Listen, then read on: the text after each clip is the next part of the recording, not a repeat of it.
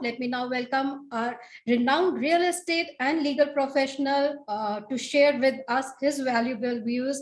He's the keynote speaker of the day. I invite Mr. Shourya Mandal, partner Fox Mandal, to please join us on stage. But before that, let me give a brief introduction of our speaker. Mr. Mandal is a corporate and commercial lawyer dealing in transactions work. He has been actively involved in the IPBA and ABA for many years. He is a past national president of the Indo-American Chamber of Commerce and the founder chairman of the British Business Group in Kolkata. Mr. Mandal, a very warm welcome to you, and let me hand it over to you now. Thank you, Sapna. And good afternoon to everyone. It is indeed a pleasure to be speaking to all of you today. I'm grateful to Reality Plus and the Exchange for Media Group for giving me this opportunity to address this August gathering. I have been associated with this event in Kolkata as jury member and speaker for the last few years, and hope that we can go back to a physical format in the next year.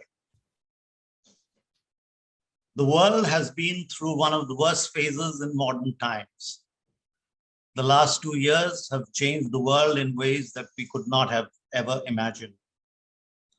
Just when we thought COVID was behind us, a new danger in Europe is threatening the whole world. But it is not all so bad.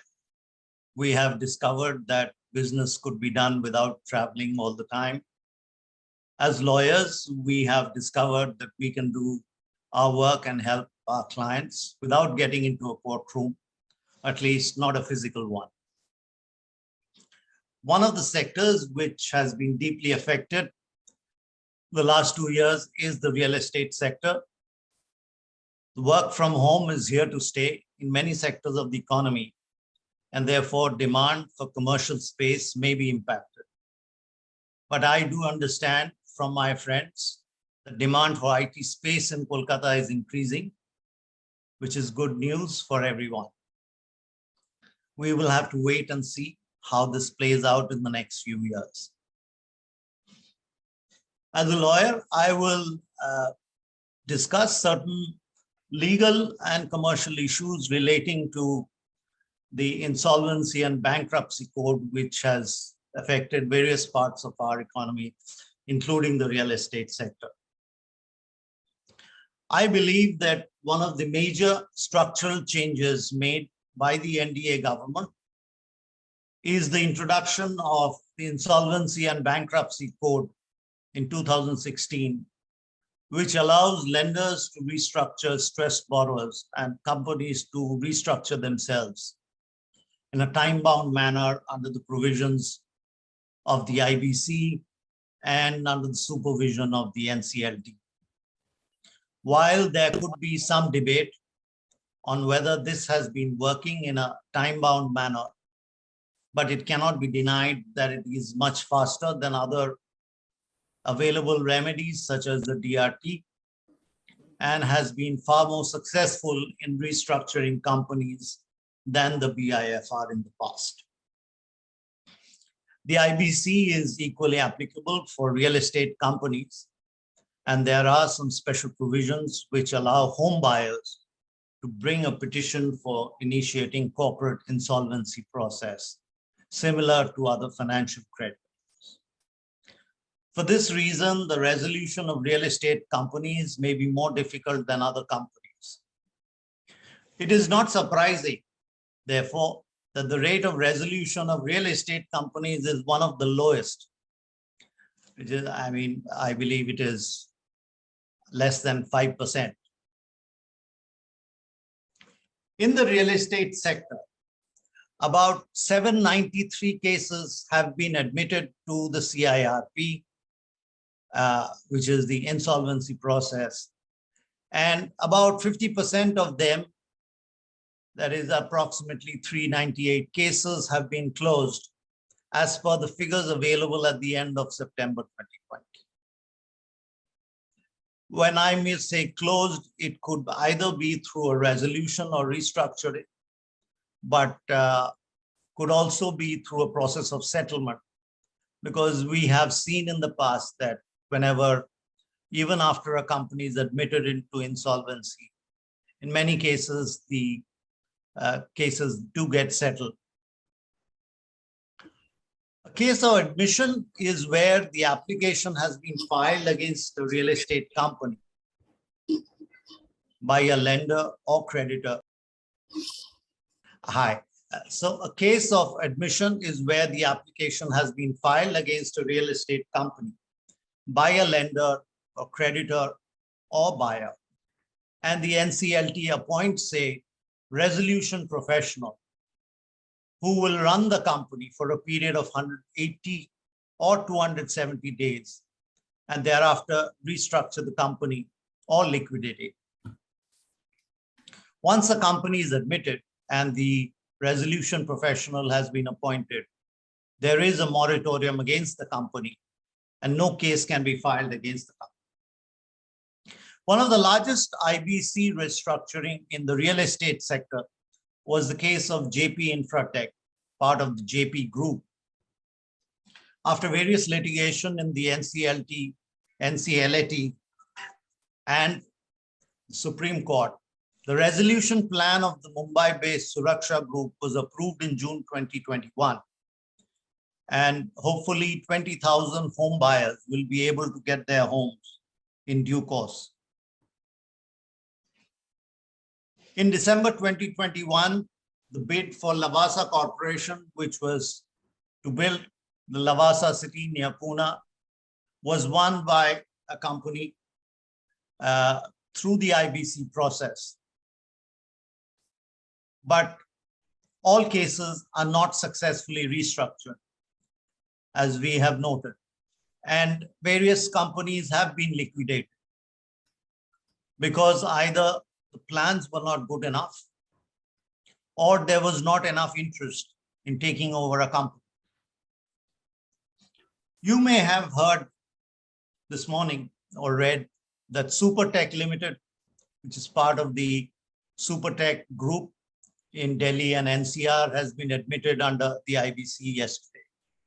I understand the fate of 25,000 home buyers are hanging in balance.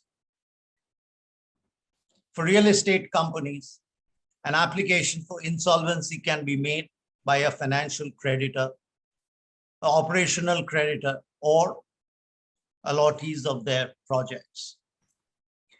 The IBC provides that any amount raised from an allottee under a real estate project will be deemed to be an amount having the commercial effect of borrowing. The definition of the terms allottee and real estate project is as per the RERA. Initially, there was no threshold for buyers to apply to the NCLT under IBC against a real estate company. Any money raised from a home buyer was a financial debt. Therefore, if there was any default by a developer, they could take the company to IBC. The law was amended in 2019, whereby a threshold of 100 buyers or 10% of the total number of allottees under the same real estate project, whichever is lower, was introduced. The IBC also provides an opportunity for investment in the real estate sector by acquiring companies through the CIRP process. Any prospective investor can submit proposal known as resolution plans, subject to the conditions of the IBC. The plans are considered by the Committee of Creditors, and whichever plan is approved by more than 66% of the creditors will go to the NCLT for final approval. That's right, Mr. Mandal, like you mentioned about the legal process has become quite stringent now in terms of, safeguarding home buyers' interests. And, how is it helping the developers also, if you can, shed some light, how is it helping the industry? No, it is helping industry in the sense that, firstly, when there was earlier a distressed project, then there was no way out, because once all the creditors sue a company, real estate company, there was no way the company could get out of the issue because all the creditors could never be brought on one platform. But what IBC has done is that once a company goes into insolvency, everyone, all creditors, including the buyers and allottees, have to come to this NCLT, and whatever objections they have has to be resolved through this process. So once it has been approved by NCLT, no company or no creditor can have any claim against this project. So therefore, this is a process which was never available before. Right, right. So kind of it brings all the stakeholders together. Let's resolve the matter. Everyone gets to, resolve it, and probably the buyers get the homes to in due process.